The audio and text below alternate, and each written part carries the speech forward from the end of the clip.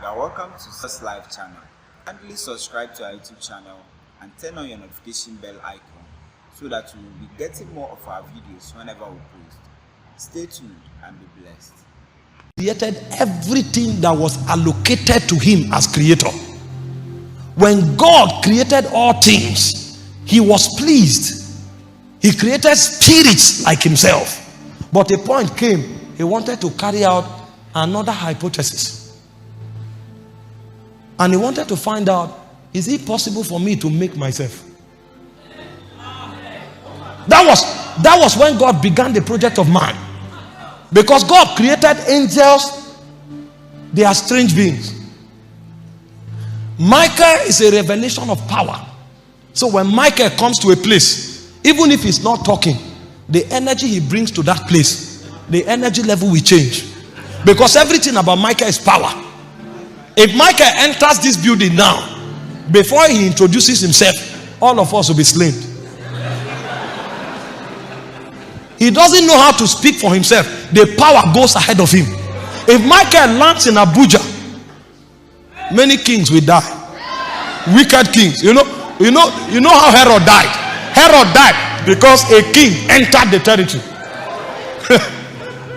Because everything about him is power. When Gabriel enters this place, you will just begin to know things. Because there's a realm where they don't talk. You know as you are known. He is a custodian of mysteries. So when he shows up, you will just know. If Gabriel walks past you, you will know. Because he's a custodian of mysteries. He's a being of mysteries. And you know, in the angelic realm, they carry their environment. When we leave church, you will leave your environment behind. Angels are not like that. When an angel is going, he carries his environment with him. The spirit realm is a strange realm. It's a strange realm. When the spirit is moving, he comes with his environment. That's what we call atmosphere. They carry their environment. So the environment of Gabriel is secrets and mysteries. So when he comes, you will know things. Most times when you function in the prophetic anointing, an angel in the order of Gabriel stood by you. And so you look at somebody, you just know what is in the person's heart. How did you know? You entered an atmosphere of a being. That's how they operate. They carry their environment. So God displayed enormous creativity when he fashioned the angels. When he wanted to create man, there was nothing external he could do anymore. The only thing he thought of was to make himself. I want to sit down and watch myself. And that is why the glory of man, unlike the angel, is not external. He had to hide the glory of man. Because if the angels see that glory, they will know. And they may begin to worship man. So he said, he has hid this treasure in earthen vessel.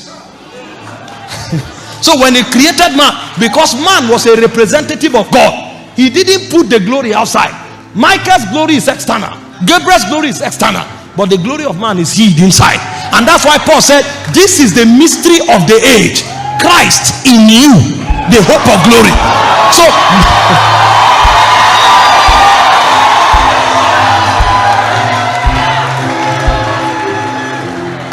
David was carried to heaven. And he heard angelic debate. And some of the things David heard now brought David to a state of sobriety. And David began to ask God, what is man? It's not who is man. Because that question came from the angelic realm. What is this being?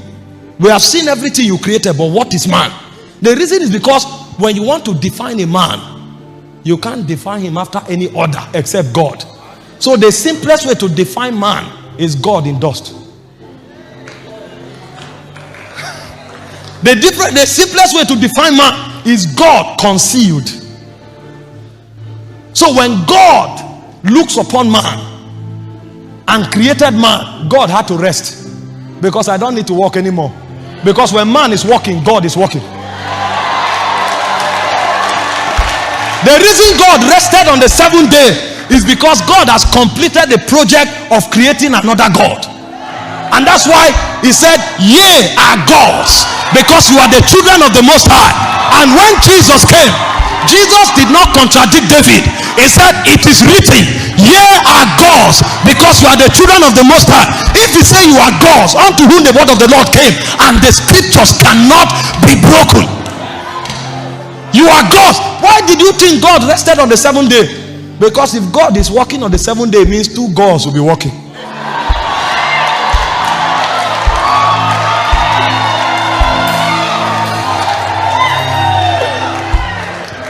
If that is preaching and another one is preaching, you'll be distracted now.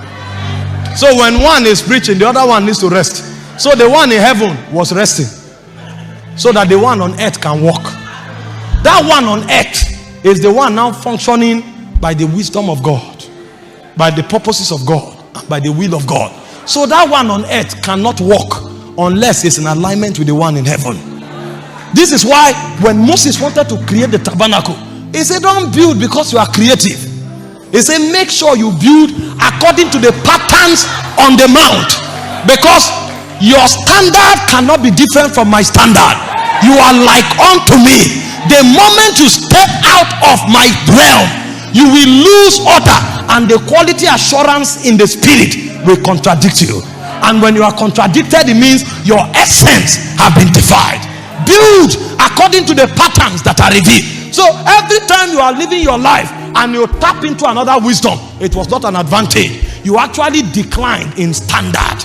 You actually depreciated in quality, because you were not supposed to look upon any other spirits to create, because no other spirit is in the order of Elohim.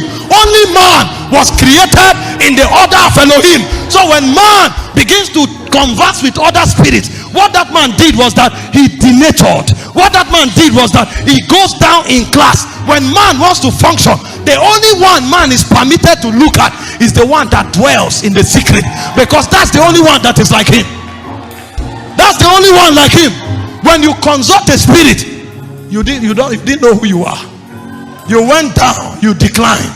And that was why when the serpent came to the garden in Genesis chapter 3 and advised the man, and the man obeyed, God came. God was shocked. What?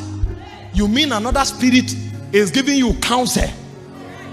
Are you not aware that you are superior to every other spirit?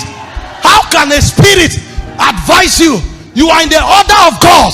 Let us make man in our own image, after our likeness. Let them have dominion. How could you go to subscribe to the wisdom of another spirit? The day you did that, what you did was that you made yourself a slave. You are no longer a god, because the realm where I created you from, as a god, you have three designations. The first designation is that you are a son. You are a son. That's why you are a god, because he that is born of God is a god. Number two, you are a king. That's why you can rule over the earth. But the day you obeyed another spirit, you have activated another spiritual law, because whoever you yield yourself servants to obey, the servant of him you are, whom you have obeyed. So what you did was that you handed over your scepter as a king to another spirit. The realm where you live, another spirit will rule you. I brought you into that realm to rule that realm. How come you handed your scepter away? You didn't know that you were a god. And the third thing you did is that you lost the authority of priesthood. The reason you have access to me is because you are a priest. And as a priest, your goal is to have intimacy and intercourse with me. So the Bible said in Genesis 3:9, in the cool of the day, the voice of God came walking in the garden. The goal was intimacy, but the door to the presence had been shut. So a cherubim came and drove him out of the garden. So the man ceased being a son, he ceased being a king, and he ceased being a priest. And the moment he lost those three things, he was no longer a god. He became a man of man, a man after the flesh, a man created from dust that will return to dust. Thank you so much for watching this video. I hope you are really blessed. Please don't forget to subscribe to my YouTube channel, like and click the notification bell. See you in our next video. Thank you.